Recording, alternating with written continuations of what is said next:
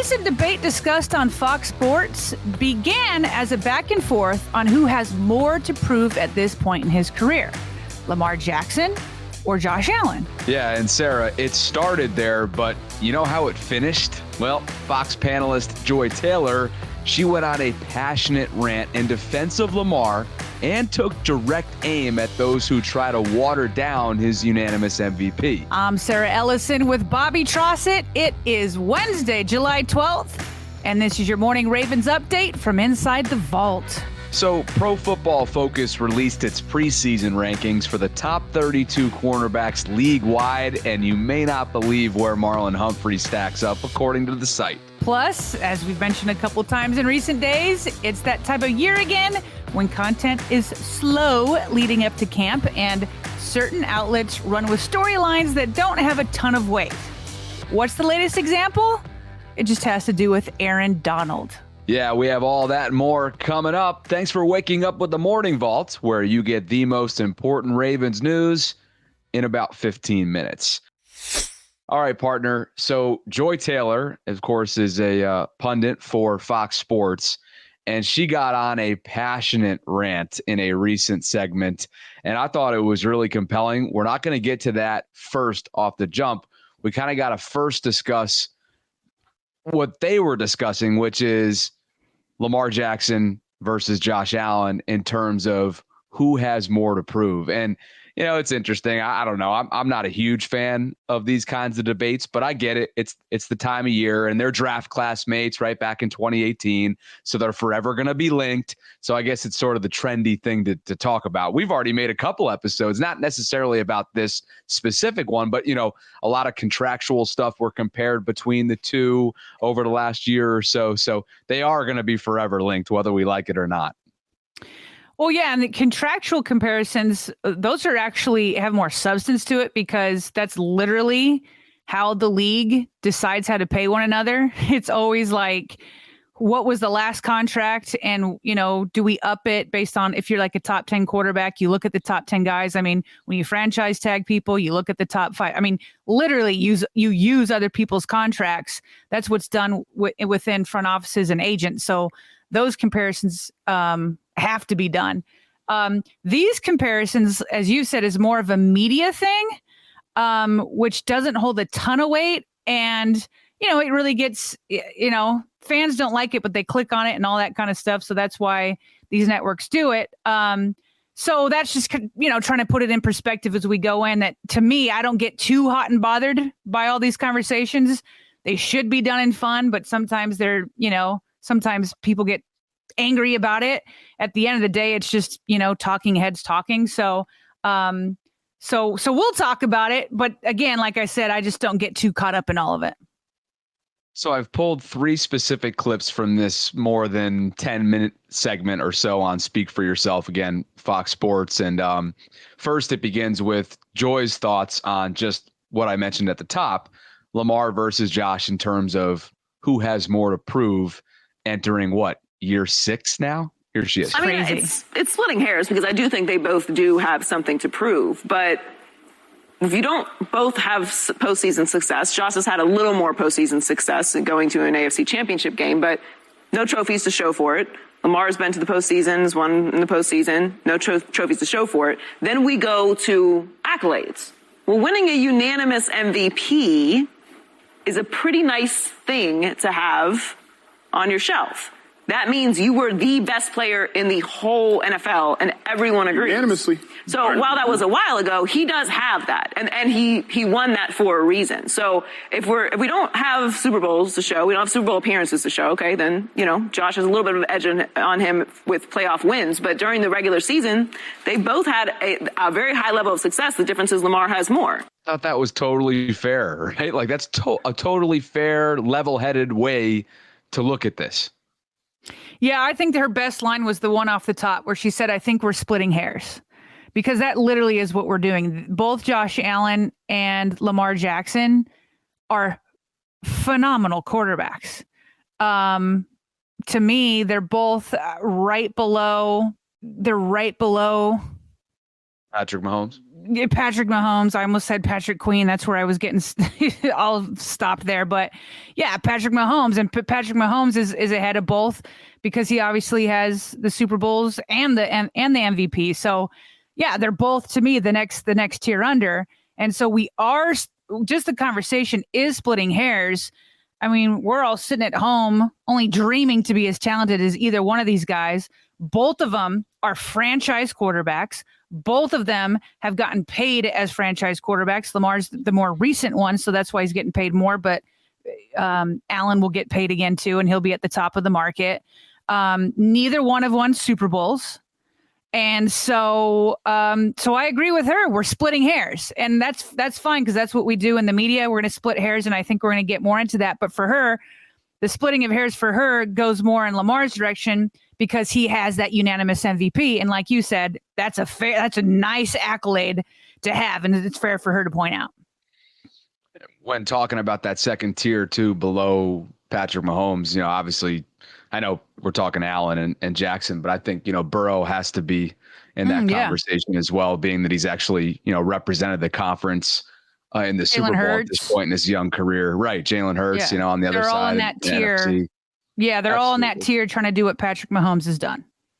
Exact. Good luck. Yeah. The guy's on an unbelievable heater to start off his career and is still so young. But Emmanuel Acho, who is another panelist on this show, Speak for Yourself, in that same segment, actually disagreed with what Joy had to say. And he had this. I disagree. I think that Lamar still have more to prove, and mainly because Josh has gotten to a conference championship game. Josh has won 4 playoff games. Josh has shown us the ability to get to the playoffs, play in the playoffs, finish the playoff game more often than not. Whereas we've seen Lamar Jackson win 1 playoff game. So for me, it's like, Lamar, I need to see you just be in the dance more frequently, please. And not just be in the dance, be dancing. Like last year, Lamar didn't even travel to the playoff game with his team because I believe he was sick. People tried to question whether or not it was legitimized. I won't do that, but he didn't even go to the game in Cincinnati, I believe it was. Correct. The year before, Lamar got a concussion at the end of the game, throwing off his back foot in the fourth quarter. He didn't finish the game with this team. I just want to see Lamar be more present. We know every year if Josh Allen is playing, he going to be in the playoffs and he'll probably win a game or 2. But I can't say that with any degree of certainty about Lamar Jackson, Slick. And that's why to me, like, Lamar, just prove you'll not only be at the dance, but you'll be dancing when the music starts playing. So Sarah, one thing, we got to, I guess, revisit one more time about last year and that wild card game was he didn't make the trip because it was a personal decision. It was because of the swelling in his knee. And they thought that there would be a chance that he could be available if they were to advance. So let's not, I know it's months ago now and we're getting ready for a new season, a clean slate, everything involved with that, but that shouldn't be overlooked just because we're looking back on it now. Well, and it's so funny to me because I sometimes wonder, I guess it depends on which national, analyst we're talking about, but sometimes I'm like, listen, I get that you guys are covering 32 teams and a lot of these shows are not just covering football. And so not only are they covering 32 teams, but then they're also covering, all the other major professional sports, but they all come on here with super strong opinions.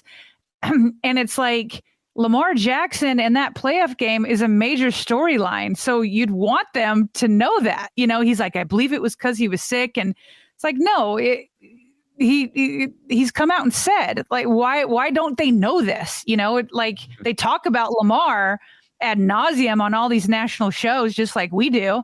But they have more content to cover and they still use Lamar for so many segments. I'm sure he's on all the time. And so it's like, why don't you know this? Why don't you know that it was because his swelling? So yeah, I'm glad that you set the record straight on that. And outside of that, I mean, I think it's fair for him to say, I thought his line of saying, I want him more frequently in the dance and then to be dancing. There is no doubt that the Ravens made the playoffs last year because before he went down, Lamar put them in position to. And the year before that, the Ravens barely missed out, but he had them in position to. So, so when he said, when I know that Josh Allen's in the dance, or when Josh Allen's healthy, I know they're going to be in the dance. Well, the same thing is for sure true of Lamar. If Lamar is healthy, the Ravens are going to be in the dance 1,000%.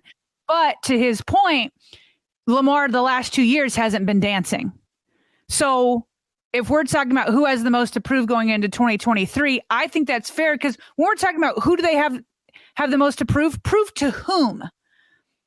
Obviously, they're proving it to fans and media, because if you were to talk to both Lamar and Josh Allen, they would both put themselves in the same category. What they care about is the Super Bowl, and neither one has done it. And both their franchises believe in them to have made them franchise quarterbacks, to be paying them what they are.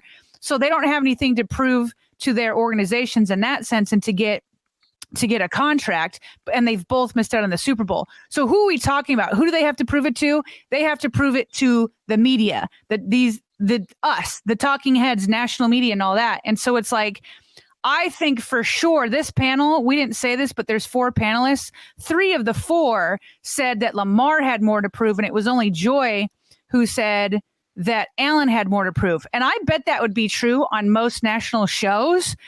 And so because most people would say that, and they're saying it because the last 2 years, Lamar hasn't been dancing. And then when he was in the playoffs, he hasn't had his best games. And we've dissected all of them. Part of it's on Lamar, part of it's on not having weapons, part of it, Greg Roman, all sorts of things. We're not going to, bring that all back up. But, so if we're talking about who has more to prove, it's always Lamar in the media's eyes. It's always been Lamar since he got drafted. It's always been him. He always has more to prove to the media. And so in that sense, I think Acho's right. He always does. But the only thing that he has to prove really is to himself and to his teammates that they got to go win a Super Bowl. And that's the same for Josh Allen. And the way that all those folks harp on it, that may never change. Right. Just because he could win the Super Bowl. Right. Yep. He could win the Super Bowl. And if he got injured the next year, we would be right back at this. And so like in the eyes of the media, it's always going to be that he has the most to prove. And it's unfortunate. But what I love about Lamar is he doesn't care. He lets that stuff roll off his back. No, he doesn't. We got to be prepared for that, though, because that could very well happen. I mean, we're already seeing it right now and again, I think it is fair.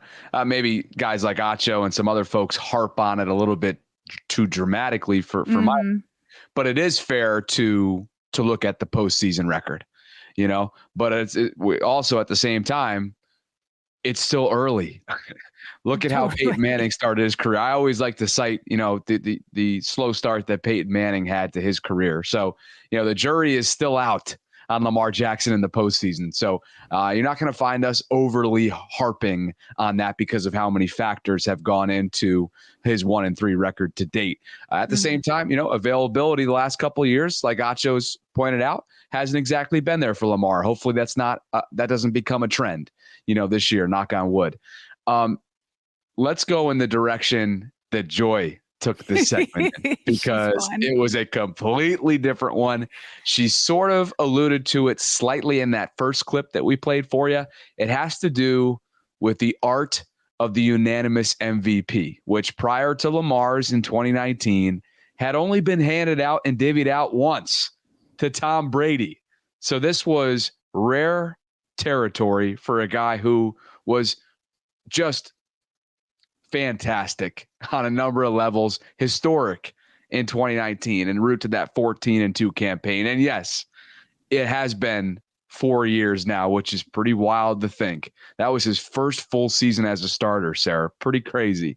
But at the same time, for whatever reason, as Joy notes, folks want to discount the unanimous nature of Lamar's MVP. Listen to her here. I mean, how far back we want to go with the numbers? We want to go back to who won the MVP in 1978 and compare their numbers to the MVP last year? Because we have made out being unanimous MVP as being like, what does it mean? It means that year that you played football, everybody else that played football, on the same field with the same ball, was nowhere near as good as you were. Correct. And all of our eyeballs. Which is why I'm saying he has the most to prove. This one is the best one out of everyone playing the sport that year. But it doesn't mean that he was somehow unique as an MVP. But yes, it is. Yes, it is. Peyton Manning won it 5 times. He 49 out of 50 votes. Like, he wasn't unanimous. But are we going to say that Lamar Jackson belongs in the category of Peyton Manning or Aaron Rodgers or Patrick Mahomes or that year he did, or Tom Brady? That year he did. Stuff has to matter. Can't put him, put him in the category of those guys just because he's an MVP. Down. What do you mean? That year he won a unanimous MVP. That's a really, really hard thing to do. Agreed. There were other really good players in the league playing really good football in the league that year that he played. But was the competition the same as these other guys? All these little qualifiers. We can pick everything apart to death. We can take apart every single championship, every single MVP that's ever been won, and say, well, this guy, what if this guy played? He twisted his ankle. Carson Wentz is fake MVP. Like, we can go down the list every single time. I mean, these are things that happen. We constantly try. That's great. I'm saying it comes up all the time. Jalen Hurts this year was on an MVP streak, and then he got hurt. Does that mean that Patrick Mahomes' MVP was not legitimate? Absolutely not. Patrick Mahomes had an MVP season. I'm not saying that Lamar's MVP was not legitimate by any stretch. I'm just saying the unanimous nature of an MVP matters. We can't just keep watering everything down because now, years later, we want to evaluate him differently. Go off, Joy. Did you hear the quote in there? Was the competition the same? Of course it was. Yeah. It wasn't light years ago. It was 4 years ago. Yeah, and that's the stuff I don't understand. Like, it was already such a long soundbite, but where it started before that is they started to water down his unanimous MVP, and she's like, "Hold on a second, we were having a good conversation up till now." And they were, as we said, it was fair for Joy to point out, hey, Lamar's been a unanimous MVP, and both are missing a Super Bowl. So for me, that one accolade puts Lamar above Josh Allen, okay? But we're splitting hairs. So then Acho comes back, and it's fair. Okay, he had the unanimous MVP, but the last 2 years he's been injured and hasn't been dancing. Okay, fair to say. So for him, but then why, though, to Joy's point, why do we have to, like, if Lamar has more to prove, fine, but why water down what a unanimous MVP means? And as she said, why are we putting qualifiers on this? Like, are we going to put qualifiers on things when, the Ravens actually went through Joe Flacco the year? He had to go through Peyton Manning. He had to go through Tom Brady and then Kaepernick. So he went through the big ones. But in the year that Tom Brady tears his ACL, are we taking away the Super Bowls from people who won that year? Are we taking away for the years that Peyton Manning's injured? Like, are we really going to go through and say, well, we're going to put a qualifier on that Super Bowl, or we're going to put a qualifier on your MVP or on this and that because people got hurt or the competition wasn't as good? No. Why to make your point today to say that Allen has less to prove and Lamar has more to prove? Why do you need to go back and water that down?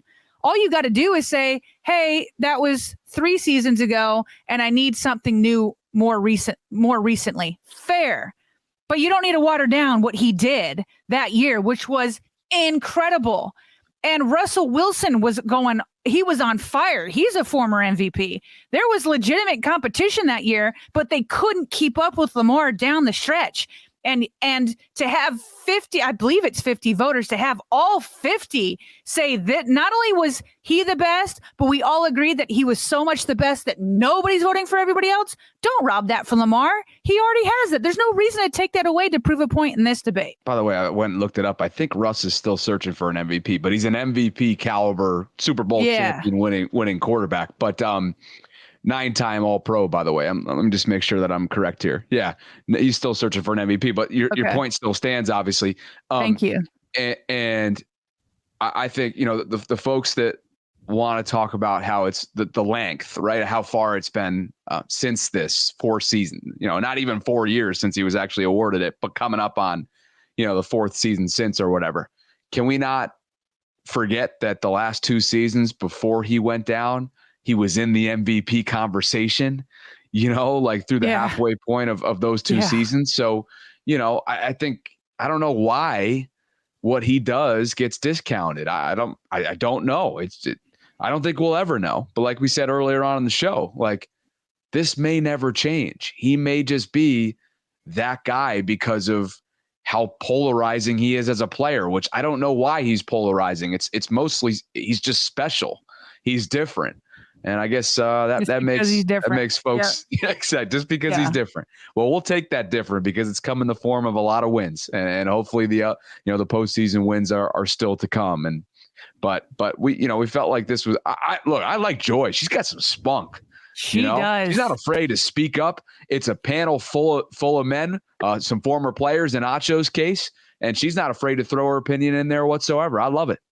Yeah. No, I haven't heard a ton of her, but every time I listen to her, I'm like, all right. Like, it's not just, not only is she passionate, which she is, but I like the substance behind the passion. Sometimes you get passionate people with not a lot of substance. She's got both. Yeah, she's super impressive. All right, let's keep it moving here. We're got to get to Marlon Humphrey. We got a couple different rankings here. One from Pro Football Focus. You'll share the ESPN one. I'll share PFF's because, as we mentioned at the top, they released the preseason rankings for the top 32 cornerbacks league-wide, and I was somewhat surprised. Maybe I'm not. I mean, nothing really surprises me anymore these days, I guess. But Marlon, according to PFF, ranks 20th league-wide among all qualified cornerbacks entering the 2023 season. At the top of the list, if you were wondering, guys like Sauce Gardner, Jalen Ramsey, Darius Slay, who was almost a Raven this offseason, by the way, Patrick Surtain, Jair Alexander, Stephon Gilmore, Marshawn Lattimore, Trevon Diggs, J.C. Horn, Jamel Dean. Those are your top 10 according to PFF. So Marlon's not even anywhere close to the top 10, and here is their specific description as to why. By the way, the first thing that they write here is a little contradicting. Once one of the very best cornerbacks in football, especially asked him to cover the slot as well as the outside, Humphrey hasn't hit his best play in a couple of seasons. Last season, he had just 2 pass breakups from more than 700 coverage snaps. However, he also didn't allow a touchdown all year. That's the contradicting that I was looking for there, but at the end rather than in the beginning. Okay, that's that. What's the ESPN one that you have in front of you? Okay, well, yeah, that one's bananas. And I think there's some controversy in the grading, especially of cornerbacks for PFF. So I don't know if that's what they're basing it off of, but like, I don't see how anybody who's watching games can be like, yeah, he's number 20, number 20. That's bananas. So, so the ESPN poll, so they've been, Jeremy Fowler has been doing this with different positions where he has been asking, front office executives, coaches, and players. He's doing a poll with them, and then he's getting rankings. So yesterday we mentioned that at inside linebacker, Roquan Smith was number 2. So Marlon Humphrey in this poll from all these executives and players, Marlon Humphrey, much more respectable, comes in at number 6. That's the one that matters, by the way. Yeah, well, yeah, exactly. So Fowler writes this he says, Humphrey pushed for the top 5 this year after a Pro Bowl campaign in 2022. That's what's funny about the PFF one, by the way. They're like, once a top player, it's like, yo, he was just in a Pro Bowl last year. So that's hilarious. So, so anyway, Pro Bowl campaign in 2022 and a stronger performance than for his standards the previous year. Well, I don't know what the little dig is there. He ranked number 2 in our 2021 list and is still considered elite. And then there was this quote from an NFL personnel executive. And he said, quote, if you've been involved in the AFC North, you have a deep appreciation for Humphrey's game. Ultimate competitor and can do a little bit of everything, close quote. That last part, I completely agree with. The fact that, like, like right now, we don't know who's going to be the nickel corner, but if somebody emerges more outside, you can put Humphrey inside, or if you do finally get a nickel corner, you can put him outside. I mean, he is as reliable as they come in both spots. We just talked about the other day about how he ranks among a bunch of pass rushers and defensive linemen for the most forced fumbles since 2018. He has a zest for life that I love. He's able to put plays behind him. He's physical. I mean, he's everything. He's a Raven. He's a Raven. Number 20 is blasphemy. Number 6, much more respectful. As Jeremy Fowler said, he is elite and he's a big time leader for the Ravens. I don't know if they're like getting caught up in like the lack of splash plays or pass breakups like PFF said from last season. Yeah, maybe that could be it. I mean, he does a ton for this team, and you think about, the assignments that he draws too. Like all of a sudden, AFC North has got respectable wide receiver cores basically on every single team now that the Ravens have done what they did this offseason. And he's been going up against the Jamar Chases, the T. Higgins, the Tyler Boyds, the Deontay Johnsons, the George Pickens, the Amari Coopers. Like every single team has dudes. And so that's part of the why, the AFC North, going back to what Joy Taylor said earlier in the week, based on what we covered, is one of the best, if not the top divisions in all of football. It's a kind of murderer's row, offensively speaking, defensively speaking, a lot of parity in this division. But, Marlon draws those number one assignments. So it's not like, there's really no cupcakes whatsoever for him. So anyway, we know that he's better than a top 20 cornerback. Hopefully he goes out and shows that this year. And that is that. Let's finish up with our third and final topic. And again, it kind of has to do with somewhat of, conversation this time of year. It's pre-training camp, right? Some things get a little taken out of context, or perhaps, one national outlet runs with a certain storyline and it ends up going a little bit too far. I think this is kind of the perfect example, solely based on the fact that they're literally talking about the trade deadline months and months from now, based on how this specific team performs, in the first half of the season. Anyway, Fox Sports tweeted out recently that Aaron Donald could be traded. Of course, he's one of the best pass rushers in the entire game. LA Rams could be traded by the trade deadline if the season starts badly. That's according to Fox Sports. So again, we're months and months away from this. He's literally one of the best, if not the best defensive player in the entire National Football League. And to me, it seems a little whack to be discussing this, but it did generated some buzz online because it's that time of year. This is July content to a T, and we are partaking, Bobby. So, well, it's funny because first of all, I think that kind of the context to it is like the Rams are now in like a sell mode because they went all out for a Super Bowl and they got it. They spent a lot of money. They traded away a lot of stuff. So we're pointing this out in July. But yeah, if the Rams, this is so far away. If the Rams don't play well, then they might consider trading him before the deadline. So these are all hypotheticals that you discuss in July. And I'll just say this. Yesterday, we discussed a hypothetical of a trade for Chase Young and, for Patrick Queen and a 4th round pick. I did not jump on that. I know a lot of Ravens Twitter would. Aaron Donald, I do not know what the price would be, but if Aaron Donald is on the trading block, it is taking me a split second to pick up the phone if I'm Eric DaCosta and trying to bring that guy to the Ravens. I imagine all 31 other teams would feel the same way. Part of it is because I want him on this team, and part of it is to block anybody else that could get him to make them better. And this dude is an absolute beast, one of the best defensive defenders in the league. So, but that's just a hypothetical at this point, but I jump on it much quicker than I would Chase Young. That makes two of us, for sure. Nothing against Chase. Hopefully he stays healthy this year. The guy's a absolute force.